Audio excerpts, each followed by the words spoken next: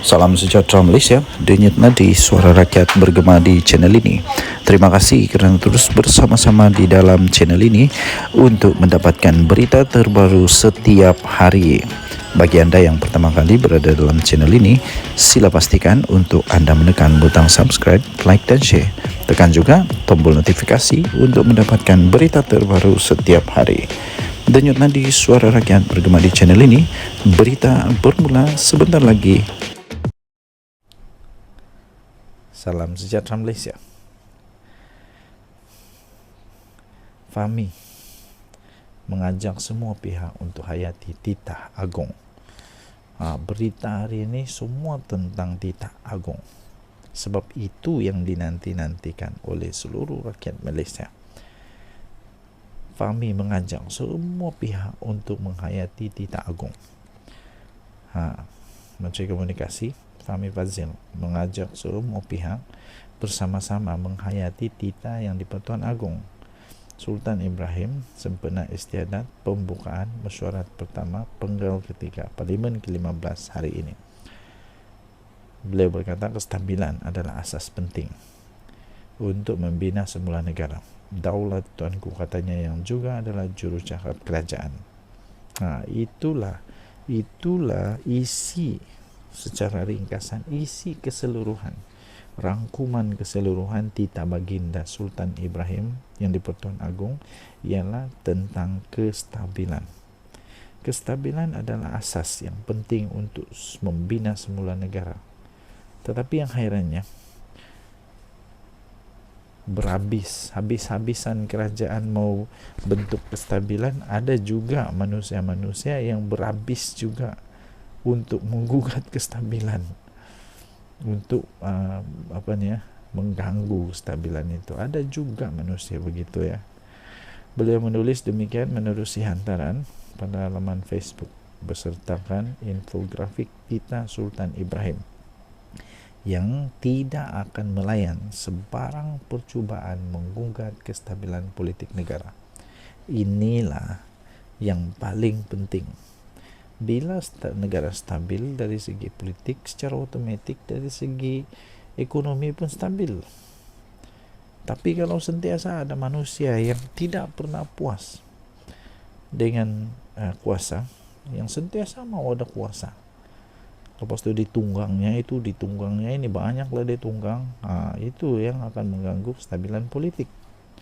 Pagi tadi Sultan Ibrahim dalam titah sulung baginda di Dewan Rakyat menzahirkan peringatan, juga menzahirkan nasihat, serta baginda juga turut mengeluarkan pandangan-pandangan dalam pelbagai topik. Di antaranya yang paling menarik adalah tingkah laku ahli Dewan Negara. Lepas ni tiadalah teriak-teriak, tarik balik. Antaranya tingkah laku ahli Dewan Negara. Sebab kenapa? Itu disiarkan live, orang boleh tengok macam mana gaya-gaya ahli parlimen ni yang dihormati ni.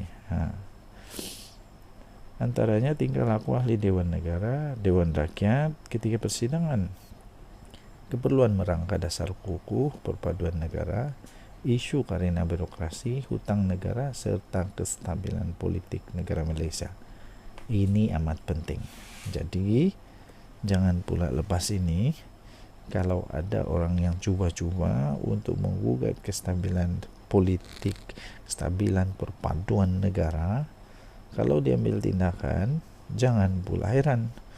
Kerana orang-orang yang buat itu sebenarnya orang-orang yang tidak lagi menghormati, tidak menjunjung titah Kebawa Duli Yang Maha Mulia Seri Paduka Baginda yang di-Pertuan Agong. Itu namanya tidak menghormatlah. Dan saya fikir semua rakyat Malaysia wajib menghormati, menjunjung titah ini. Kita jumpa lagi. Salam sejahtera Malaysia. Saya boleh simpulkan bahawa tidak ada harapan untuk mereka-mereka walaun kah, yang bukan walaun kah, orang tua dah tua habis kah, yang sudah memang betul-betul tua, atau siapa sajalah di Malaysia ini Tidak harapan lagi untuk cuba-cuba untuk mau gulingkan kerajaan sekarang. Tidak harapan. Titah agung, syarat pesanan ahli parlimen harus jadikan panduan. Timbalan Perdana Menteri Datuk Seri Ahmad Zahid Hamidi berkata, titah sulung daripada Yang di-Pertuan Agong Sultan Ibrahim hari ini syarat dengan pesanan untuk diamati, untuk diperhalusi dan untuk dijadikan panduan oleh semua ahli parlimen. Katanya, insyaAllah saya bersama-sama Perdana Menteri Datuk Seri Anwar Ibrahim dan seluruh barisan ahli parlimen kerajaan telah bersedia sepenuhnya untuk sesi perbahasan titah diraja bermula esok dan akan memberikan komitmen yang tinggi pada sidang parlimen kali ini, katanya di Facebook. Terdahulu, Sultan Ibrahim sempena istiadat pembukaan mesyuarat pertama penggal ketiga Parlimen ke-15 menzahirkan peringatan dan nasihat serta pandangan dalam pelbagai perkara.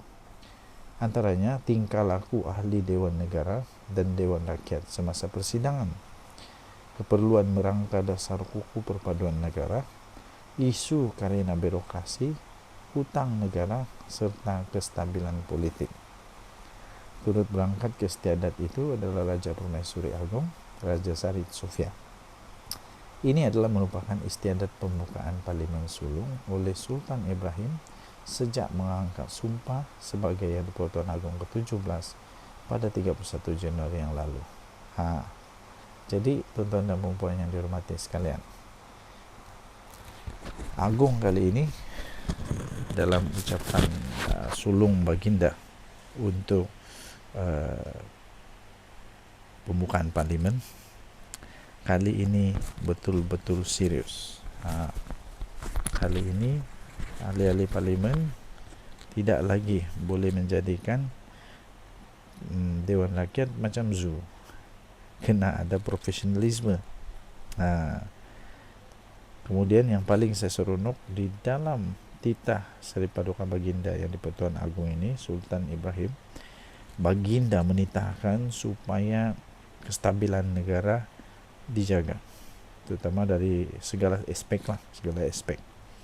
Dan baginda tidak akan melayan mana-mana manusia, mana-mana pihak, mana-mana manusia yang ada kepentingan, kepentingan